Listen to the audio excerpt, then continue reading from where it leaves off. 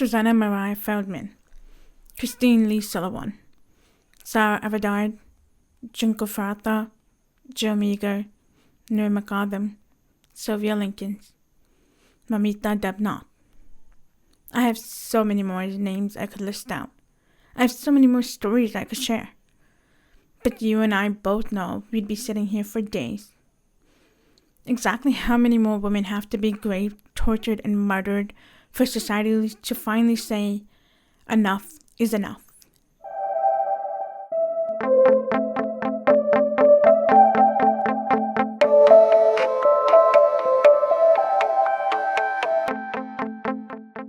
Hi friends, welcome to Sunday Sips with Safa. Today we are going to be discussing the recent death and ongoing case of Dr. Moumita Debnath. I'd like to give her case a little more traction since there seems to be a huge miscarriage of justice underway. Other than her name and a single photo of her, I will not be sharing any more information about her personal life. I'd like to give respect to the deceased, considering that even after her death, the wicked don't let her soul rest. There's a lot of misinformation, theories, and actual facts circulating the internet. While I normally choose to rely solely on facts, there are a lot of theories that I believe may adhere and correlate with the evidence that's presented, especially since a lot of reports online are tiptoeing around those plausible evidence. So I'm going to make it fair. We will cover the facts that I've gathered by cross-checking multiple sources, but also cover some theories that if I come across any new updates between the date that this is being recorded to the date that this is posted, I will do my best to inform everyone in YouTube, TikTok, and Instagram Reels comments. Or if you know of something that I may have left out, please feel free to share. Alright, so disclaimer. There will be discussion of rape, torture, murder, as well as the extent of torture that led to the very brutal injuries inflicted on the victim. If this sounds like it may be a lot for you, then please click out and I will see you in the next episode. Oh, and our drink of the day is iced coffee because everybody deserves a little pick-me-up. And my pick-me-up is from a local coffee shop. August 9th, 2024. The body of the 31-year-old doctor is discovered lying brutally assaulted in the seminar hall of the R.G. Kar Medical College in Kolkata, West Bengal. Dr. Debnath, a second-year postgraduate trainee, had been working continuously for 36 hours. Now, to be clear, she didn't work 36 hours straight. She would be on call when needed and take breaks in between her shift. Unfortunately, the commute from her home to the college was a little bit out of the way, so she, like many students, would take breaks or naps in the seminar halls. This college, doubled down as a government hospital, was relatively almost always busy, so there was never any room that wasn't preoccupied for a prolonged period of time. So that begs the question, between the time she was last reported seen at 2 a.m. till her body being discovered between 7:30 to 9:30 a.m., how did not a single person hear or see her horrific ordeal? And I say horrific because there was nothing natural about this. Unbelievably though, R.G. Kar Medical School would end up calling Dr. Debnath's parents and telling them that their beloved daughter had unfortunately committed self-exit. According to a study in 2012, Bangladesh, China, Japan, Hong Kong, Sri Lanka, South Korea, and Taiwan had relatively higher self-exit rates in their college environments, with Bangladesh having the highest in their postgraduate students. And as horrible as it is, 12 years since the study has been released, self-exiting is still quite common today in present-day West Bengal. The R.G. Kar Medical College was funded in 1886, becoming one of the few modern medical institutions that were free from under the British Raj colonial influence. So the college itself holds a high prestigious reputation just by its history, and students from all over India, the world included, who achieved the highest grade in their primary schools, their relatives would put their entire life savings together just to attend this somewhat of an Ivy League school. But with that prestigiousness comes pressure. The pressure of not letting themselves, their families, and society down. And of course, in its 138 years of being open, R.G. Kar had its unfortunate share of self-exiting among students and facilities alike. So was it just the head of the college assuming that this was another case of self-exit? I mean, realistically, I assume they heard from other professors and students that a body was found and chalked it up to another misfortune and informed the parents before the police even arrived. Although, I would have assumed that being a medical college, they would go investigate themselves. And if they did, I'm sure they would be able to tell. Hang on, before you get swayed by that, let me explain why I don't think it was a case of self-exit. Dr. Moumita Debnath was discovered lying on a mattress in the seminar hall with a shirt partially covering her top region. The front of her larynx, her voice box, had been broken from being strangled, with the results of the post-mortem stating that she had been smothered to death. There was evidence of her throat and mouth being heavily pressed down on to prevent her from screaming. Along with the broken collarbone, she had several bruises on her forehead, nose, cheek, right jaw, left wrist, breast, left lower leg, ankle, and her right knee. Her scalp, lower abdomen, and private region had heavy signs of tissue tearing, severe blood loss, as well as a broken pelvis. She had multiple scratches on her left cheek and neck, as well as aggressive bite marks, which is an indicator that she fought back as hard as she could. Her mouth was found slightly open with dried blood on her lower lips, as well as a few broken teeth, presumably from her head being smashed down. Her eyes were discovered with broken glass particles in and around them with heavy dried blood. And she was discovered with her private region mutilated, containing 151 grams of male fluid. Now, you tell me, does that sound like a case of self-exiting to you? So 9:30 a.m., her parents are informed. 10:10 a.m., the inspector of the RG car outpost is informed. 10:30 a.m., the Tala police sends out alerts to their DCP, CP, and GCP, which is like Joint Commissioner, Deputy, and like the police commissioners. 11:30 a.m., the police arrived at the scene. And I'm not a police officer, nor have I ever stepped on an active crime scene, but I do have a little bit of common sense that maybe I shouldn't go to that crime scene. You would think that if the police arrives, the first thing they do is tape the scene off. This allows people to stay outside of the possible areas of evidence, as well as, avoid tampering of evidence that will be later inadmissible in court. Now, this is where the internet jumped in. According to some stills captured, Principal Sandeep Ghosh, his lawyer, assistants, police, and hospital security staff seem to be wandering in and out the seminar halls, and by these stills, it does seem like the officials are wandering in and about, but it's not visible as to where. The DCP, Indira Mukherjee, responded to this with, "People are sharing a video on social media alleging tampering of evidence, as well as some individuals are standing inside the seminar hall. They're claiming that the place of occurrence of crime was not cordoned off. The portion of the seminar hall where the body was found was sealed immediately with curtains. No one, except the victim's family, was allowed 40 feet near the place where the body was found." So to recap, the immediate murder spot was sealed off with curtains, but not the rest of the hall. Okay, sure, fine. There's possibly no evidence on the door, the chairs, or even footprints, and the family was allowed to see their daughter almost immediately. It's funny that they say that, because according to an interview, Dr. Debnath's father says the exact opposite. For starters, Principal Sandeep Ghosh had informed the family that it was a case of self-exit and provided no additional information. But Sandeep Ghosh is also a bit problematic. In his 3-something years of being in charge of the RG car, he was transferred twice due to alleged corruption, but was almost immediately reinstated.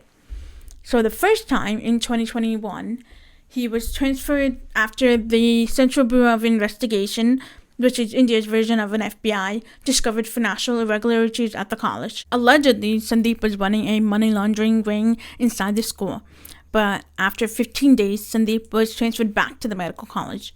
Then in 2023, Sandeep was in the investigation again, but this time through a whistleblower.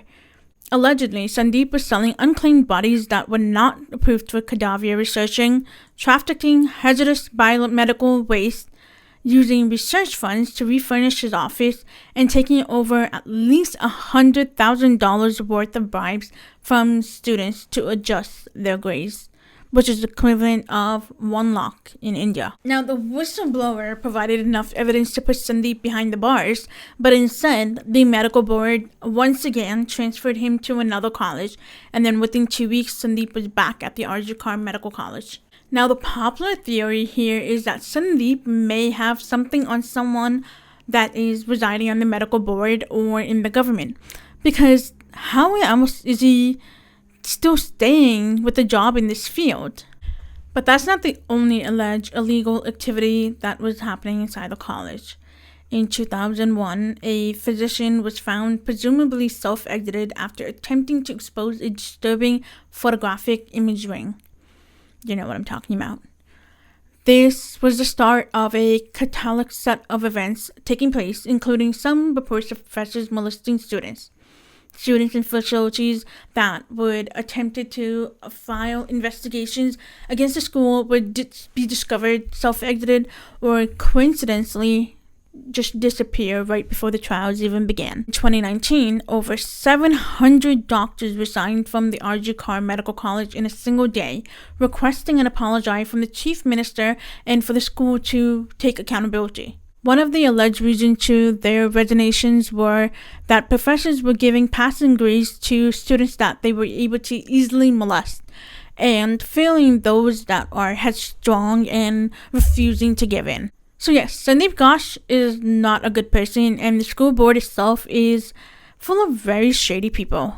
And the police is also very skeptical. Now, the second part of the DCP statement where the family was allowed to see Moumita's body was also very planned.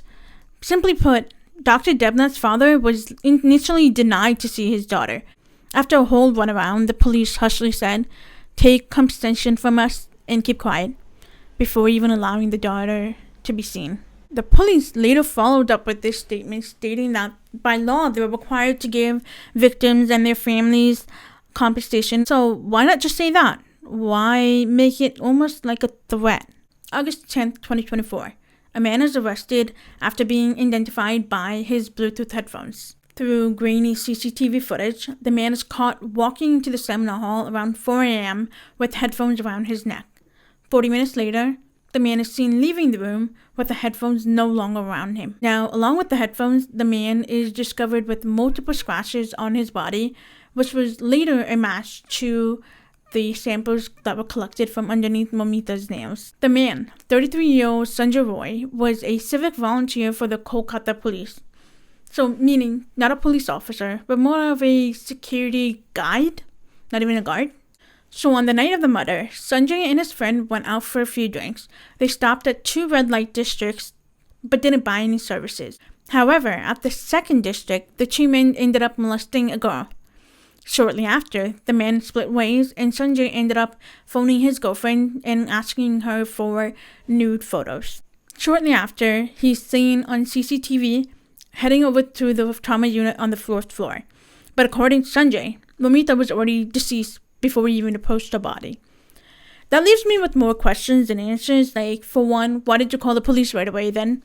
Why was your skin sample found underneath her nails? And why were you in there for so long? 40 minutes? Okay, weird. And Sanjay is not all that innocent of a person. He was found guilty on 2 occasions, one for assaulting his pregnant ex-wife in 2022, and 2 for harassing a female doctor 2 weeks prior to Moumita's death. He was also caught taking bribes from friends and families to get admission into the hospital at a lower rate. But this is where the netizens asked the exact same question that has been drilled to the core of my brain. 151 male fluid. That's a little excessive for one person, isn't it? I mean, on the average, a male can secrete about 1.25 milliliter to 5 milliliter in a single round. So unless this person is taking multiple rounds and releasing the same amount every time, there's no way a single person can have produced 151 grams or milliliters. And who's to say Sanjay started it? He could be the perfect fall guy, or he could have walked in while the essay was actively happening. And why did he go to the 4th floor trauma unit? It's obvious someone may have informed him or coerced him to come up, because I, like many netizens, disagree that one person did this all on their own. Immediately after Moumita's body is taken away by the CBI, the trust department goes under renovations. More specifically, demolition work starts around the area where the seminar hall is. So let's hit this theory for a second. There are definitely multiple people involved. Most of them belong to affluent families, political parties, or in some shape or form have ties to people with the government. And so these men, many men, got away with essaying, torturing, and murdering an innocent, beautiful doctor that had a whole life ahead of her, that was looking forward to take care and save and, protect people. And these men, whoever they may be, paid Sandeep Ghosh, the principal, to get rid of all the possible evidence as quickly as possible. Of course, as the renovation started up and only one man was held in custody, the citizens of Kolkata were enraged. Students protested within school for Sandeep to be removed completely. Citizens protested for the CBI and police to handle Moumita's death properly, and the whole world got a wind of her injustice. So August 16th to 17th, for almost 24 hours long, people began marching in the streets in hundreds, including a few government officials. Which in hindsight, I found a little goofy, because what do you mean you're protesting? You're literally the government. Anyways, I'm a huge fan of loud, peaceful protests. Yes, interrupt somebody's peaceful day with a cause that is causing unjust to the rest of the world. Yes, make people that are turning a blind eye look. But please, be respectful. Don't trash your city, don't trash the schools, especially don't trash the RG Medical College. Well, the actual protesters didn't. They marched peacefully in numbers for literally 24 hours. Meanwhile, a mob broke into the medical college and began trashing the place. Top to the bottom, even the police that were stationed to guard the college ran into the bathroom and begged the nurses to protect them. The nurses even asked the officers, "But aren't you here to protect us?" To which the police officers responded, "And who will protect us?" The mob of 50-something men trashed the college completely top to bottom, destroying furniture, books, medical supplies, and, completely destroying any possible evidence that could be left behind. To which netizens believe that these goons were hired by the perpetrators' families. At the end of the day, the life of a beautiful, intelligent young lady was snatched far too soon in the most horrific way any of us could possibly imagine. And the worst part is, there are many, many more like her that are being buried deeply in the face of corruption. As of right now, Sanjay Roy is the only person listed for Moumita's death, but hopefully justice will come as it's meant to be served. Thank you all for listening. I appreciate you being here, and I will look forward to seeing you in the next one. Bye.